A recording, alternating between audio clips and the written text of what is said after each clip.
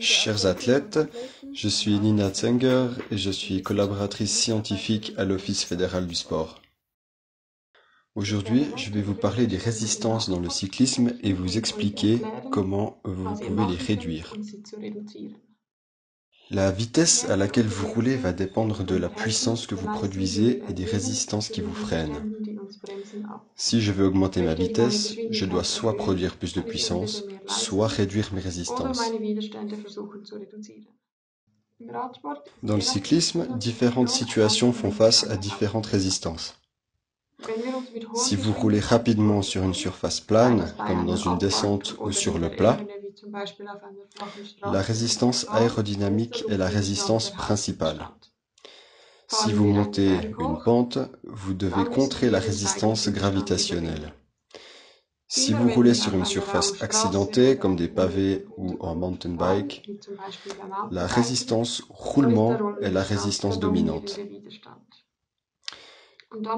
Il reste encore la résistance à l'accélération, présente par exemple lors d'un départ en BMX. On va commencer avec la résistance aérodynamique. Sur une surface plane, au plat, si vous roulez plus vite que 15,5 km/h, la résistance aérodynamique est la résistance dominante. Il est intéressant de savoir que 80% de cette résistance est causée par le cycliste et seulement 20% par le vélo. Nous avons donc un gros potentiel d'optimisation.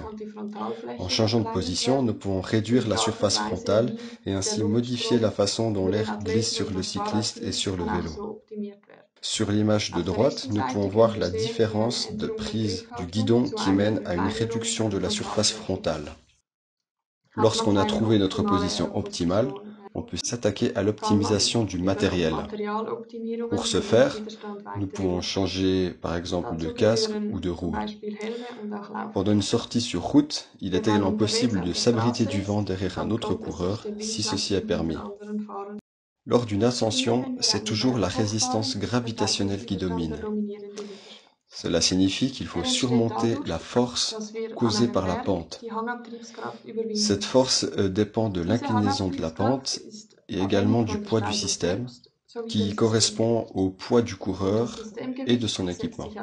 Comme il est impossible de modifier l'inclinaison de la montée, on ne peut agir que sur la réduction du poids du système pour réduire la résistance. Lorsqu'on roule sur un sol non lisse, c'est la résistance au roulement qui devient dominante. Elle décrit l'interaction entre le pneu et le sol et est fonction du coefficient de résistance au roulement et du poids du système. Si l'on veut réduire la résistance au roulement, il faut choisir une pression du pneu adéquate. La pression influence le comportement du pneu sur le sol et aussi la résistance au roulement. La règle ici, c'est plus le terrain est accidenté, plus la pression du pneu doit être basse. Chaque pneu et chaque jante a son propre coefficient de résistance au roulement et influencera différemment la résistance finale. Une autre possibilité de réduire cette résistance est de réduire le poids du système. Ici, les athlètes d'élite ont peu de potentiel d'optimisation. Lorsque vous roulez, essayez de trouver une surface la plus lisse possible. On va maintenant jeter un coup d'œil à la résistance à l'accélération. On la sent au démarrage et lors d'une accélération et dépend du poids du système et du changement de vitesse du système. On peut réduire cette résistance en évitant toutes les accélérations inutiles, donc en optimisant le pacing. Il est également possible de réduire le poids du système.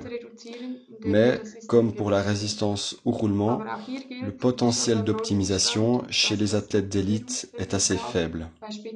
La prochaine fois que vous roulez, essayez de réfléchir à quelle résistance vous faites face et comment vous pouvez la réduire. Merci pour votre attention et je vous souhaite une bonne journée.